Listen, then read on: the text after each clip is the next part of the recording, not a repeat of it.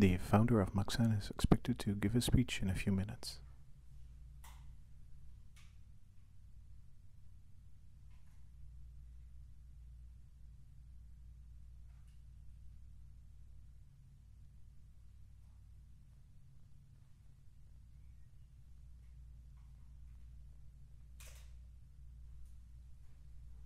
Here he is.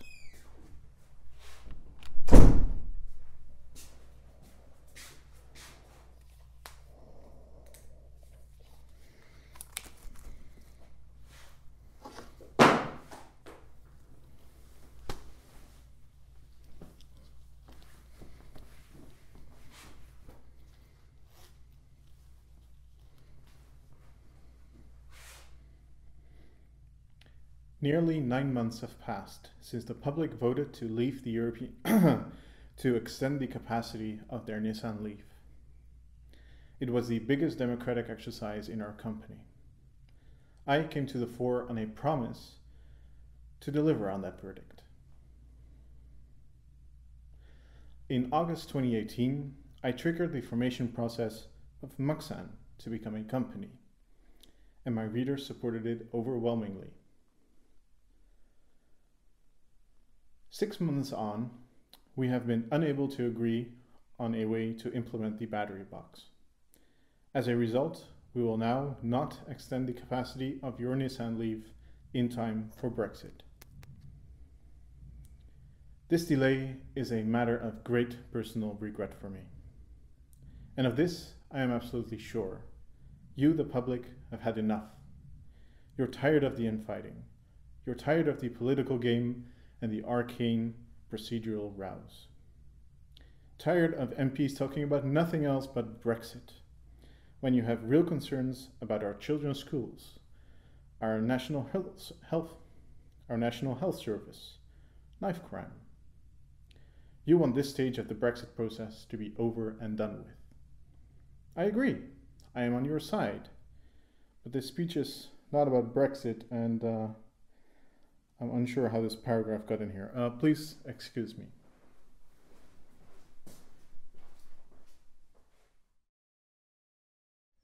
Hi.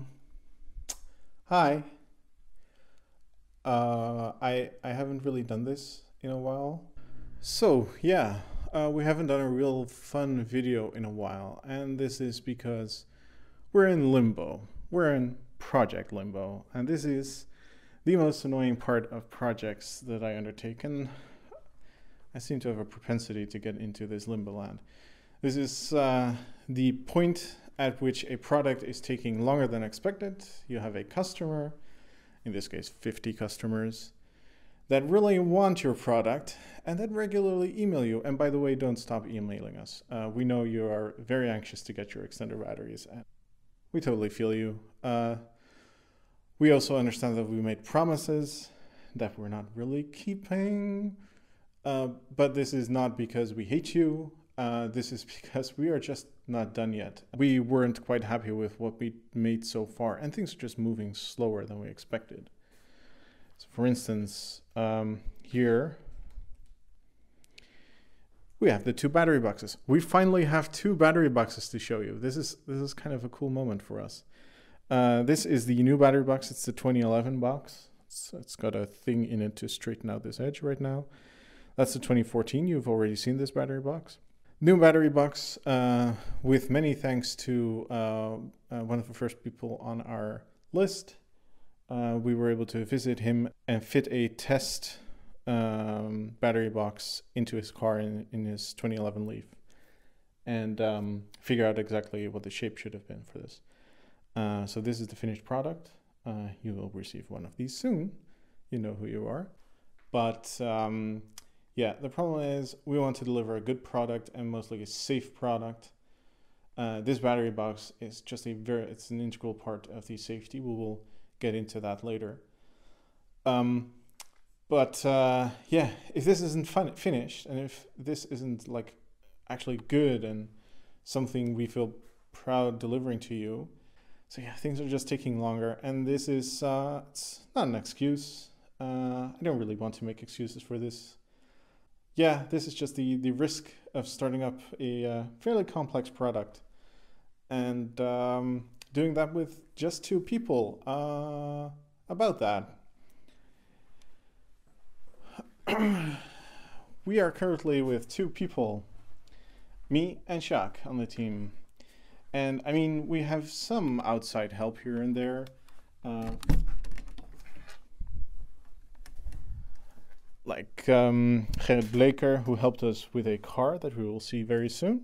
There has even been somebody who applied for an internship here. And yeah, maybe it is time for us to ask for some more help because things are moving so slowly. So we've kind of found out we have a system now for making the battery boxes, and we're almost done with all the molds. We're almost happy with everything. Like for instance, here are a couple of the mold parts, and then back there, that is the rear of the 2011 battery box.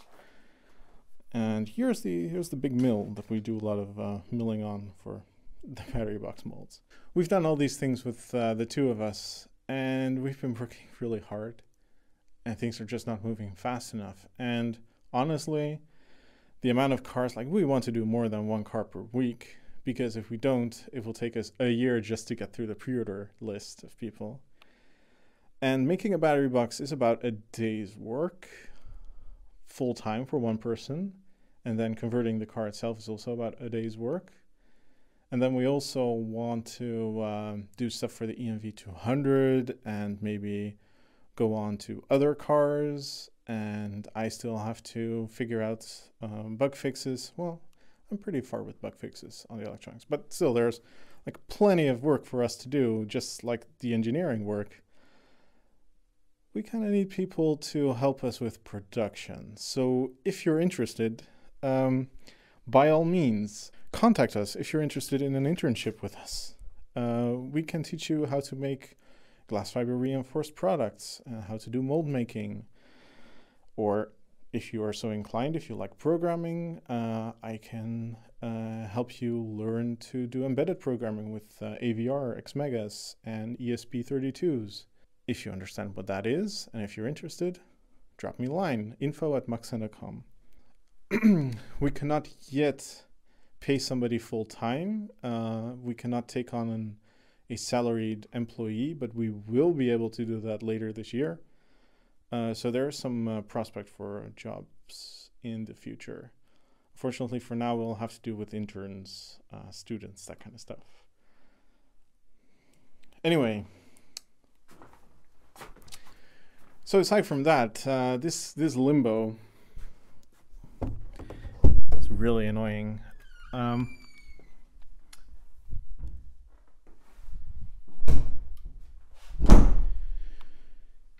I have set myself the goal to not make videos where I do very bad impressions of Theresa May speeches and that kind of stuff until we actually have a happy customer driving away with an extender battery.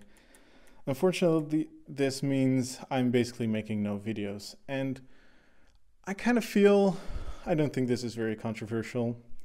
I think that most of you came to my channel because I do videos, right?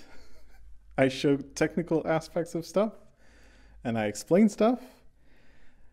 Maybe I should do this more because we are doing so much cool stuff and we are making so much cool stuff. And I feel like I just haven't shown anything because mostly I haven't.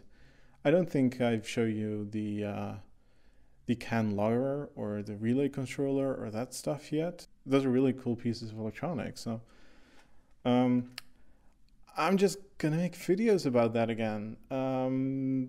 Progress be damned. And honestly, it doesn't take that much time out of the day. It's just a discipline thing. I thought I should show that I'm working hard on the project and doing everything I can to further the production of the first battery boxes for Leafs. But yeah, that's not very fun to watch.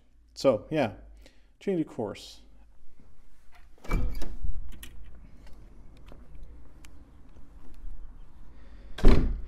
Now, this Monday, we also got a visit from, well, not from Gerrit Bleker himself, but an employee of his. And we got this car. This is a 2013 Nissan Leaf Acenta. It's like really nicely polished. It's in much better shape than my car, but yeah. This is the newer version, so with a larger, less tall battery box, or at least when we convert it. And this will be our loaner car. So when you come to us and for whatever reason you actually need a car during the conversion process, you will get this one. You'll probably have to sign a small form for insurance purposes, and then you can just drive around with this. This will get the big extender battery, so you will be able to get a feel for what the car is like with a bigger battery. I don't think you actually feel that much difference, but yeah, whatever. This is also electric car. Here's my car. It is still charging, and as you can see, I am using my extension cord. So happy with that. It's actually necessary here, although yeah. Anyway.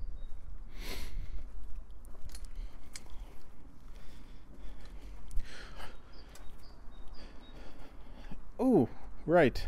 About this car. So, on March 15th now, we converted this car. This car is actually, Shaq isn't here right now. This is why I can walk around and show you everything. So I don't have the key for the car, but I will attempt to show you the inside. Oh, it's very messy. Yes, you are able to see a little orange thingy there at the bottom where my hand is covering the glass. That's the cables. Here's a little bit of video of us dropping the battery for this Leaf, doing up the cabling. So this is where we tap into and splice the main high voltage bus cables, and these cables go over the battery. There's a tunnel above the main battery of the Leaf, and the cables then go through two holes that are already in the interior of the car, and well, those cables, they go into the battery box when it's ready. We also changed out the springs already, so the car is sitting very high. Oh, I need to go outside again. I was actually recording this inside, but the car is sitting incredibly high. Like it's about one hand here, and it's more than 1.5 hands in the rear. Yeah, it hasn't got the batteries in the rear yet, but it does have the springs. So, oh, and now I'm outside. Tomasz, I haven't actually forgotten about you. I got your email. I'm still working on the granny charger, or yeah, I haven't been working on it for the past few weeks, but I'm picking it up again because I'm tired of just working on the battery box and the electronics.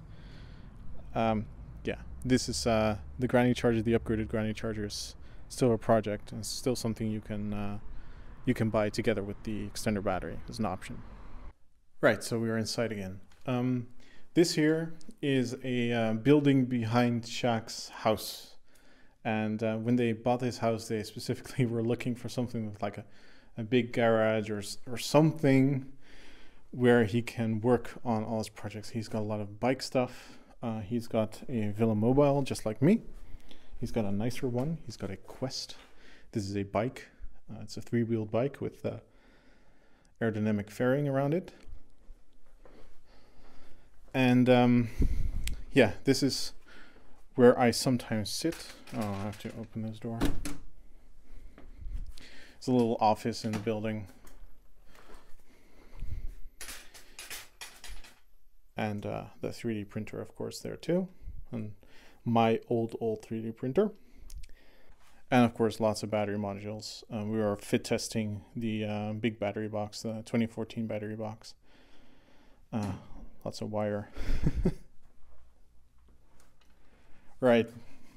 So, this video mainly was just to show we are still alive. We're actually doing all kinds of stuff, but things are moving slower than we would like. And I'm kind of tired of waiting to make videos and updates until we have an actual converted car to show, because, well, as long as that isn't happening, I'm not getting feedback from you. You're not getting feedback from me. It's kind of like the worst of both worlds. So let's just keep in touch. I'm gonna finish this video up here. It was a bit of a rambling video, aside from the intro, which was perfect. In the next video, I think we should really take a closer look at the battery boxes and show why they are the way they are, why there is a big plank of wood in there, and what you can expect from the outside, from the exterior of the battery box. Because cool things are happening with this battery box. Also, by the way, this is the mold for the cover for the big battery box. And here you can see what happens when you do a little epoxy resin between the glass and the wood. So this is the only place where the wood is actually connected to the glass fiber on top of it. This is just air, so it's completely delaminated. This is just very flimsy. So this cover, unfortunately, we cannot use, but we very much found out how not to make these. Next one will be good. This is pretty much scrap. We're probably gonna do some tests on it, maybe. I don't know. I still want to do a fire test on video to show how fire resistant the battery box is. Oh, and of course, I also the coolest thing ever is our data logger. It logs to Wi-Fi. I've made it so it auto connects to a list of Wi-Fi points. And you can, for instance, just like LeafSpy pretty much, you can connect it up to your phone internet if you want, and then online real-time look at everything your car is doing. So not just how full the battery is, but also how fast the wheels are spinning, and literally everything that is going on EVCAN. It's incredibly cool, and it's a reverse engineering tool. I've found out some reverse engineering data from doing this, so totally cool. I should really show this. I want to do more videos about the technical stuff, and I'm just not gonna limit myself until we have full conversions to show, because it's making me kind of sad. So hope you enjoyed the video, and I'll see you in the next one. This time is gonna be much quicker than 3 weeks after the previous one. See ya.